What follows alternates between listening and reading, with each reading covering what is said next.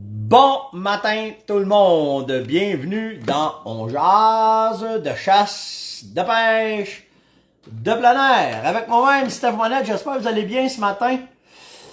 Je suis un petit peu en retard, puis je vais être en retard pour moi toute la journée. Je vous laisse le temps de vous connecter. Alright, ça pogne tout de suite ce matin. Mettez-moi des thumbs up, dites-moi que vous êtes là ce matin.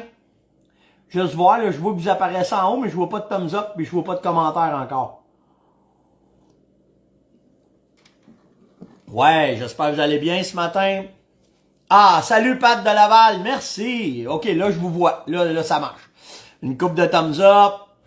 Bonjour Nathalie.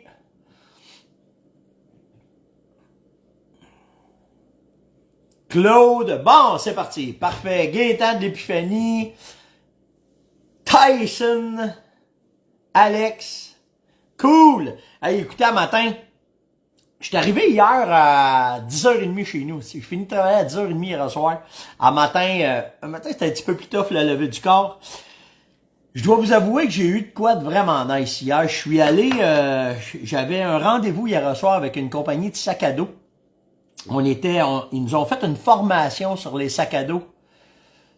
C'est fou. Moi, ce qui me fascine dans notre domaine, ça, c'est Yann qui s'en va travailler. Ce qui me fascine dans notre domaine, c'est que quand tu vas chercher l'affaire pointue, tabarouette que t'apprends des affaires. Hier, là, sur l'ajustement, la façon que les sacs sont faits, je vais vous mettre ça, c'est la même affaire que les fusils quand je suis allé en Italie, de savoir que pourquoi qu'il y a des fusils qui coûtent tant, puis il y a des qui coûtent tant, puis pourquoi qu'il y a c'est de même, puis pourquoi que c'est fait de même, puis les sacs à dos hier, c'était la même affaire. Pourquoi qu'il y a des sacs à dos à 80$, pourquoi qu'il y a des sacs à dos à 1000$, pourquoi qu'il y a des sacs à dos qui vont faire à 600$, qu'est-ce que tu vas faire avec, comment est-ce que ça va aller, c'est hallucinant. Je vois Sylvain, il a marqué les sacs à dos Vorn, là.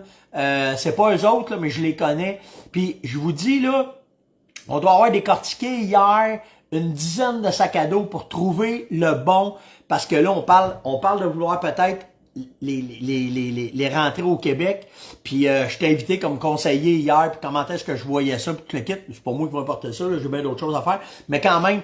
Fait que là, ben le but hier, c'était de regarder les besoins des Québécois, comment est-ce que ce serait, où est-ce que ça irait. Fait que j'ai bien hâte de voir. Là, aujourd'hui, on finalise ça, voir si le deal va fonctionner. Puis moi, ben après ça, je vais les essayer. Je veux pas dire que vous le savez, hein, j'aime pas ça dire que je teste de quoi, parce que tester de quoi, qui suis-je pour tester de quoi? Je vais les essayer, puis je vais être capable de vous donner, on va être capable de les prendre de zéro à rien, puis de les amener. Salut Eric de Coup de joie, comment matin. Je vais les prendre de zéro, puis les amener à ce que je pense, mais un matin, là, c'est pour ça que j'étais un peu en retard parce que j'ai tellement d'affaires qui me rentrent dans la tête. J'ai tout été chercher mes sacs à dos. Je les ai tous regardés, du meilleur au pire. J'en ai. Tu sais, moi, j'ai des sacs à dos que j'avais fait venir de l'Europe à un moment donné. Parce que quand ils font du chamois, quand ils font de la montagne, ils ont des sacs bien spécialisés. Puis, en tout cas, j'avais poussé ça, j'ai poussé ça pas mal à l'extrême. Puis hier, ben c'était ça aussi. Là, on continuait là-dedans. Puis, en tout cas, mais j'ai appris. En fait, ce que tu veux. C'est quand tu as de quoi ses épaules que tu sois capable de tirer avec ton arme, puis que tu sentes pas ton sac à dos. Puis hier, je pense qu'on en a trouvé un. Puis la capacité de chargement. Parce que moi, ce que je voulais, c'était d'avoir un sac à dos qui était très, très, très polyvalent mettons, de quand tu pars en voyage, tu peux mettre ton stock dedans, mais quand tu veux amener des blocs de sel, tu es capable de les amener aussi. Puis en tout cas, c'était des heures et des heures et des heures de plaisir hier. Ça a été vraiment nice. Fait que j'ai hâte de vous parler de ça, puis de continuer avec ça, puis vous dire où est-ce que ça va aller. Fait que c'était vraiment cool. Ceux qui connaissent pas, Rendez-vous Nature. Je vais être collaborateur avec eux autres cette année, avec Ernie Wells à travers la province. C'est une émission de radio. On peut aussi aller les chercher sur le web. Mais je vais travailler avec Ernie. On va faire des chroniques ensemble. On est les deux qui brassent le plus le ministère, fait que ça va être pas pire, hein. Les deux, on va être ensemble là-dedans pour s'embrasser, mais être capable de constater où est-ce que ça s'en va. Puis Ernie, c'est un vieux de la vieille, ça. Vraiment, là, quand je vous dis ça, c'est un gars, c'est un journaliste aguerri, ok, qui est dans la région du Bas-Saint-Laurent. Puis il m'a envoyé de quoi hier en me disant Steph, volez ça. Fait que il a demandé, il a poussé, il a Il les a poussés dans les fesses, on va dire ça de même. Puis il a demandé au ministère, donnez-nous, parce qu'il y a eu des inventaires aériens cette année, OK, pour l'Orignal. Naturellement, hein, après la neige, le beau temps, l'été, les biologistes n'étaient pas en mesure de donner encore les statistiques. Puis Ernie, il les a poussés dans les fesses, puis il les a pas lâchés. Fait qu'ils ont donné un rapport sommaire. Mais tu sais, le temps, faut que ça se place, là, tu sais. Mais sommaire, qu'il a dit. Mais quand même, ça donne un estique de bonne idée où est-ce qu'on s'en va. Puis ça s'en va pas vraiment pas sur le bon bord. Puis j'ai hâte de voir avec les partis qui s'en viennent en élection, où est-ce qu'ils vont s'en aller, puis où est-ce que c'est. J'ai une rencontre aujourd'hui avec justement un élu qui se présente, puis il veut comprendre les enjeux de la chasse et de la pêche au Québec. Il dit, je connais pas ça. Il dit, c'est-tu si gros que ça? Puis il dit, c'est-tu si fort? Watch-moi bien aller le grand mec que je te parle, ça va brasser. Fait que, mais pour en revenir à ZEC du Bas-Saint-Laurent, il y a une baisse de 33% du cheptel. Il y a 33% du cheptel qui a planté depuis 2021. On est à 7,4 orignaux au 10 km² versus en 2021 à 11,1 orignaux au 10 km². Et ils peuvent pas nous donner ce qu'il y a des réserves fauniques encore. La ZEC du Bas-Saint-Laurent, ils se sont laissés aller, mais pas les réserves fauniques encore. On n'est pas prêts. Tu sais, on n'est pas prêts. C'est sûr, ils sont pas prêts. S'ils vendent des voyages à côté, puis ils veulent pas dire que si ça a baissé, peut-être que et où, hein. Ça me fait capoter. Ça me fait capoter qu'il n'y ait pas de transparence là-dedans, puis on est dans une méchante Gestapo de fonctionnaires qui veulent pas rien dire, ça fond. Astique que ça me fait capoter. Puis je vais vous dire de quoi, OK? Si, là, dans un party de famille, vous en avez de cette gang-là, posez-leur des questions. Ouais, qu'est-ce qu'ils vont vous dire? Comment est-ce que c'est? C'est hallucinant comment est-ce qu'on n'a pas de... On n'a pas de feedback, puis ils ont tout le temps les fesses serrées, puis ils ont tout le temps les... En tout cas. Fait que tout ça pour vous dire que là, ils peuvent nous dire un peu ce que ça ZEC du Bas-Saint-Laurent, mais dans la réserve de Matane, dans la réserve au bout, ils nous le disent pas. On rentre dedans, hein? La chasse à rouvre là, puis on peut pas rien savoir. En tout cas. Fait que tout ça pour vous dire que dans la ZEC du Bas-Saint-Laurent, ça plante, ça descend. Les tiques sont une des raisons. Naturellement, ils parlent pas de la destruction de l'habitat puis rien de ça, mais quand même. Fait que j'ai bien hâte de voir où est-ce que ça va amener. Mais tout ça pour vous dire que Ernie a fait une méchante job là-dedans. Sur ça, ça n'a pas de bon sens. Vraiment nice. Puis là, je viens de voir que Martin Bourget aurait fait de quoi aussi là-dessus, mais je l'ai pas vu passer. Hier, j'étais à côté. Mais quand vous voyez des affaires de même, que tous les gars de l'industrie, on parle d'affaires, venez me les donner sur Messenger. Là, hier, j'ai pas eu le temps de tout faire le tour, mais quand même, donnez-moi de l'info, qu'on soit capable, parce que là, c'est le temps, là, on est dans les élections. Là, là, c'est le temps de brasser. Puis comme je vous dis, aujourd'hui, je parle avec quelqu'un qui essaye de se faire élire, puis je vais essayer de les mettre au parfum de nos impératifs de la chasse puis de la pêche. Selon toi, Steph, c'est Martin qui me demande ça. Selon toi, Steph, c'est quoi qui influence le plus l'activité des orignaux et des chevreuils quand on va à la chasse? Moi, là, j'ai fait une couple de recherches, j'étais allé voir un peu où est-ce que et où, là, tu sais. Puis, tout ce qui ressort, le numéro 1, c'est la température. La température, la pression barométrique, la façon, la luminosité, la température serait un des enjeux. Pas serait, mais c'est l'enjeu numéro 1 de l'activité des cervidés. Pourquoi? Pression barométrique, avant une tempête, après une tempête, les mouvements se font là. Le froid, la neige, les changements de saison font que ça change complètement les habitudes des cervidés. Fait que la première affaire, c'est la température. La deuxième affaire, changement d'hormones. Naturellement, dans le temps du rut, c'est la deuxième affaire qui tombe dedans. Le ratio des sexes va jouer aussi dans les activités dans les activités des cervidés. Naturellement, la prédation, la nourriture qui est quand même assez bas là, dans ce que j'ai trouvé comme information.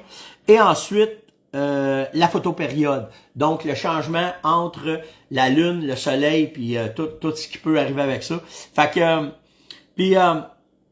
ce qui est important de comprendre dans la pression barométrique, ok, qui fait que c'est ça qui joue le plus dans la température pour les cervidés, c'est que cette fameuse pression barométrique-là, on n'est pas capable de savoir exactement où et où que ça va faire quoi. Il faut que par secteur, c'est tellement précis, c'est qu'il faut que par secteur, tu sois capable de toi aller chercher tes statistiques, puis de toi voir quand ta pression barométrique est à tel numéro, quand tu vois qu'il y a le plus d'activité.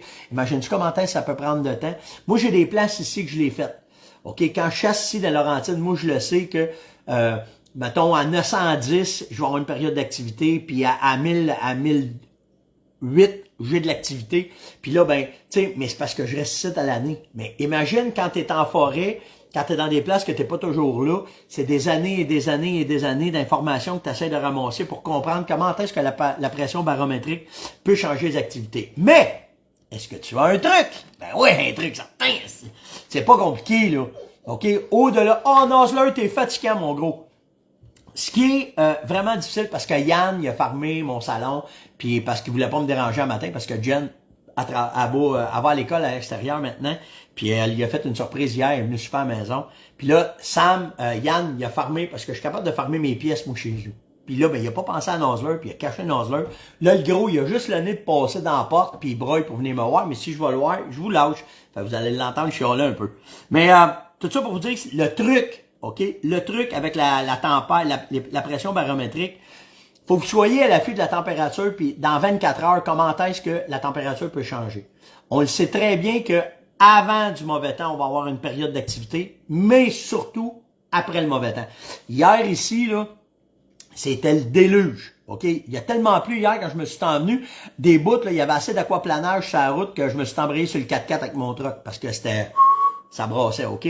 À matin, je vous parle, j'ai au moins 21 chevreuils qui sont en avant de chez nous. OK? Qui sont là, qui sont après manger. Fait que, hier, c'était 0. Là, ça se calme. Aujourd'hui, ça se replace. Là, ça se met à bouger. Donc, quand vous allez aller à la chasse, soyez très, très, très sensible à ça, au changement de température, au mouvement, que ce soit de la pluie, de la neige, peu importe. C'est avant et surtout après. Ça veut pas dire que tu peux pas chasser pendant, mais après, ça va monter puis ça va aller. Il dit, va chercher ton chien. Ah non, dis, moi, vous laissez tout seul devant. Il est correct, le gros, là, il s'est placé, il a arrêté de chialer. Il est couché, il me regarde à terre, là, puis il me voit à bête, puis il a comme, quand j'ai dit c'était assez, il a arrêté. Il est fin, Nozzler. Il sait que je parle de lui un matin. Dans les questions que j'ai eues Jean qui m'a demandé, je sais pas si vous vous souvenez, je vous ai parlé des gun socks. OK, c'est un bas que tu viens mettre par-dessus ton arme à feu. Puis j'étais pas certain de vous dire, j'arrive avec la S20, j'arrive là-dessus le matin, là, on va en parler ce matin. Mais à propos du gun socks, c'est juste une enveloppe que tu peux mettre. Puis il y a certains endroits où est-ce que, certaines provinces, que c'est considéré comme un étui que tu peux emmener en forêt, bien moins encombrant que lequel. Alors, moi, je me suis informé comme il faut, j'ai réussi à rejoindre les agents de la faune, et au Québec, c'est illégal. Donc, si vous avez un gun socks, vous mettez votre 12 dedans, même s'il y a un gun lock, que vous n'êtes pas dans les heures légales de chasse, puis que vous vous faites prendre, c'est illégal, il faut que ça soit dans un étui. OK? Ça prend un étui avec un zipper, autrement dit. Donc, les gun socks au Québec, c'est considéré juste pour protéger vos armes et non pas pour les transporter. Fait que c'est bien important de savoir ça. Si vous vous faites prendre, c'est une infraction au code des armes à feu. Au code, c'est ça, au code. Hier, je sais pas qu'est-ce qui s'est passé hier. J'ai eu facile, une vingtaine de personnes qui me sont arrivées en me disant, Steph, où qu'on peut trouver des S20 avec des Steiner. Là, j'ai fait Fait que ce que j'ai fait des téléphones premièrement au manufacturier, savoir qui est-ce qu'il y en avait, puis où est-ce qu'on pourrait en trouver. Dans ce que j'ai fait comme recherche de ceux qui connaissent pas la S20, là, c'est OK, c'est la fameuse Sako S20 qui ont sorti, qui est hyper abordable. Ben, hyper abordable. C'est un arme intermédiaire, OK? Sauf que l'avantage de la S20, c'est le canon, de la façon que le canon est fait, est juste un petit peu plus gros qu'un canon normal. Ils appellent ça un semi-bull barrel. Ça veut dire que cette arme-là, elle va être capable de prendre en masse de coups si vous tirez avec, puis vu que le canon est un petit peu plus stiff, vous allez être capable de faire des tirs de meilleure précision et surtout à bonne distance. OK, puis j'avais parlé des télescopes Steiner. J'étais prêt à finaliser là, mes lectures puis mes ajustements avec le Predator 8. je vous le dis, je vais vous en reparler, là. Je suis en amour avec ce télescope-là. Je vais vous expliquer pourquoi. Ça a été pensé pour les chasseurs, fait pour les chasseurs. Puis Steiner a fait vraiment, vraiment la job avec ce télescope-là. Donc, c'est elle, la fameuse S20. C'est le bébé de Sako qui ont sorti il y a 2 ans, je pense. Tu peux l'avoir en modèle Hunter, puis tu peux l'avoir en modèle Précision, que tu es capable, juste ici, là, c'est une botte que tu enlèves, là, tu enlèves la botte là, tu as une autre botte en dedans, tu enlèves la crosse, puis remettre une autre crosse dessus. Elle est multifonctionnelle comme arme à feu, mais ce qui est impressionnant, c'est surtout, le mécanisme, mais surtout quand que Sako a pensé au canon. Fait que ce que j'ai fait hier, j'ai fait des téléphones, on a regardé. Je vais vous donner une coupe de places qui ont des bons inventaires. Puis ça veut pas dire là, écoutez bien, là, j'ai pas été capable de faire le tour de la province, mais la majorité des questions venaient plus à la colonne nord, ok, de Montréal. Puis en s'en allant vers le sud, là, ok, ça semblait, je sais pas qu'est-ce qui s'est passé, s'il y a eu un gars qui a parlé de ce gun-là, ou s'il y a eu un blogueur, ou je sais pas, en tout cas, never mind, mais de ceux qui m'ont demandé, c'est Benoît, le premier qui m'a demandé ça, c'est Ben. Mais après ça, là, ça a été un feu roulant, ok? Ben, merci, ce matin, justement, Écoton de Repentigny Performance, tu fais partie de, je sais pas c'est qui me parle, là, de Écoton de Repentigny, mais, tu faisais partie de la liste, justement, qu'ils ont rentré. Dis-moi c'est qui, là, je veux savoir avec qui je parle. Je pense que c'est François qui travaille là-bas, mais venez me dire, là, c'est qui le gars d'Écoton qui est venu me parler, là, sur le mur. Mais, il y en a chez Performance Repentigny, ok, ils ont de la S20, ils ont du Steiner. Si je me trompe pas, ils ont même rentré le Predator 8, mais là je veux pas me tromper. Vous avez aussi, attendez, là je veux juste être sûr, Dante naturellement, ok, Dante en a. Vous avez les Canadiens Tire, j'ai resté surpris. Il y a des bons inventaires de S20 et de Steiner. Val-d'Or, Saint-Eustache. Hier, j'ai arrêté à Saint-Eustache parce que j'avais besoin, quand j'ai monté, en tout cas, je vous montrerai pas tout le détail de ça, mais quand j'ai monté ma S20, il me manquait des pièces dans mes montures. Puis là, ben, naturellement, je cherche des pièces à cet incite, t'en trouves pas.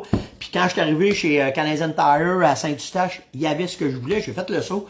Je suis impressionné du support des méga chaînes maintenant pour les armes à feu, comment est-ce qu'ils font. Tu sais, celles, on est habitué, les Écotons, les Pro Nature, tu sais, c'est leur dada, mais que certains Canadian Tire se lancent tant dans les armes à feu, c'est un support aux chasseurs que je trouve qu'on peut pas mettre de côté quand même, là, ok? Parce que souvent, ils vont se laisser influencer. J'avais vécu ça, moi, avec Nikon. Nikon avait arrêté la production de certains télescopes. Ben, en fait, il avait complètement débarqué de l'industrie parce que les chouclaques de béton mettaient de la pression là-dessus, ils ne supportaient pas. Ben, Canadian Tire, en tout cas, beaucoup de boutiques. Celle de Joliette aussi. Les pro shops de chasse de pêche font une maudite bonne job pour nous envoyer du stock. Hier, je vous mettrai une photo, mais c'est drôle parce que j'ai parlé avec Monsieur Sicard qui est à Saint-Eustache. Puis Richard, ça fait, je pense qu'il est venu au monde en même temps, dans le temps de la chasse. Lui, il était là avant, là. Mais il a tout le temps été dans l'industrie. Puis là, c'est lui qui est le conseiller spécialiste là-bas. Puis vraiment, c'est hallucinant les stocks qu'ils ont en armes à feu. D'un balles, c'est comme tout le monde, ils en ont, mais je sais pas, tu sais, quand j'ai parlé hier avec Val d'Or, c'est la même affaire. Ils ont des balles, mais ça rentre au compte-gouttes, comme les Écotones, comme les Pro Nature, comme toute cette gang-là. En tout cas, by the way, pour la S20, pour les Steiner, les 3 Canadian Tire que je vous ai nommés, Val d'Or, Saint-Eustache, puis Joliette, ils ont des bons inventaires. Performance à Repentigny, lui aussi a un excellent inventaire de Steiner et de S20. Puis l'Amisport, il en restait une hier. Quand je lui ai parlé, il m'a dit il m'en reste une. Et là, il reste juste ça, fait que tu sais, c'est juste ça. Ouais, la tâche, la strap, ça c'est vraiment bien pensé. Quand ils ont fait la S20 au lieu, tu peux la mettre ici si tu veux. Mais la strap, tu vois-tu, Alex, il dit la même affaire à Cowansville, le Canadian Tire à Cowansville, c'est surprenant le stock de chasse qu'ils ont. Ils sont après nous donner, on se le cachera pas, ils ont le pouvoir d'achat, mais ils sont après nous donner un bel inventaire de choix quand on va là-bas. Ouais, cette strap-là, de la façon qu'elle est faite, c'est que, quand tu chasses, tu l'as pas dans les jambes. OK, quand tu vas épauler, tu n'auras pas de trouble avec. Puis, Quand tu veux l'utiliser, c'est qu'une clip, tu défais la clip, ta strap, elle vient, puis tu mets la carabine sur le dos. Les Européens sont très, très, très, très forts là-dessus, ce genre de courroie-là pour les armes sur le côté. Puis naturellement, ben, Sako, ils ont fait de quoi, mais impensé pour ça ici, 5 pitons, avec des pitons, là. Puis, puis tu viens simplement la remettre dedans, ça clip tout seul. Puis, en plus, c'est swivel. C'est swivel, fait que ça se défait pas. Ça a été vraiment bien pensé, cette courroie-là pour la S20. Fait que, j'espère que ça répond à Ben et tous les autres. Je vous le dis, là, ça a été au moins 8-10 personnes qui sont venues me parler de la S20 hier, qui voulaient savoir où.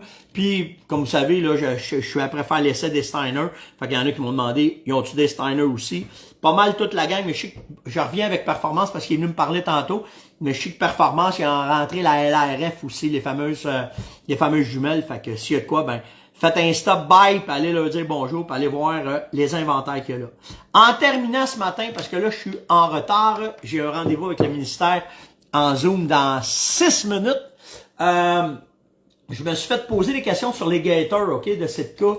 La S20, tu vas l'avoir, Max, elle sort en bas de 2000, si je me trompe pas, là. OK, vraiment, là, je me souviens pas des prix exacts, mais tu vas la sortir de ça, vraiment. OK? Je vais t'en revenir. Hey, Nathalie, viens me parler en Messenger puis ta question, puis je vais faire des recherches, puis je vais vous montrer ça demain. Concernant les Gators, OK, j'ai eu des questions de Yannick. Comment tu fais pour que ça marche, cette patente-là, si j'ai de la misère? Ben, il y a... Si vous savez pas c'est quoi les guêtres, OK, ça t'empêche d'avoir de l'eau qui rentre dans tes bottes, ça t'empêche d'avoir de la saleté qui rentre dans tes bottes quand tu fais de la prospection ou quand tu chasses, OK? Ça vient s'attacher en haut, OK? Ici, en haut, tu viens le mettre en entour de ton mollet, donc ça empêche l'eau, tout ce qui est résidu quand tu marches de rentrer dans tes bottines. C'est un velcro pour bien, puis le velcro, il est large, là, OK? Fait que ça vient tenir bien comme il faut en entour de ton pantalon. Ça empêche de mettre ton pantalon dans tes bottes puis que ça soit pas confortable. C'est pour ça que ça a été inventé. Ensuite de ça, tu as une strap qui vient s'ajuster en dessous de ta botte. OK? Puis ce qui est important, c'est que tu snaps en avant. Il y a un petit snap en avant, tu viens snapper en avant. Puis après ça, tu vas venir prendre le petit crochet qu'il y a là, tu vas venir le prendre après ton lacet en avant. Fait que ça va l'empêcher de bouger. Ça va empêcher surtout la saleté de rentrer, puis de tout maganer ton équipement, ton pantalon, puis ta botte. J'adore ce genre d'équipement-là, parce que depuis que je porte ça, premièrement, j'ai plus les bottes pantalon qui sont pleins de boîtes, puis sont toutes sales. Puis en plus, ça protège aussi pour l'eau. OK, mes bottes, ils viennent tremper moins vite.